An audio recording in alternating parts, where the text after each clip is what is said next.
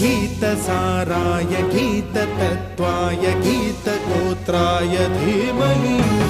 गूढगुल्फाय गन्धमत्ताय गोजयप्रदाय धीमहि गुणातीताय गुणाधीशाय गुणप्रविष्टाय धीमहि एकदन्ताय वक्रतुण्डाय गौरीतनयाय धीमहि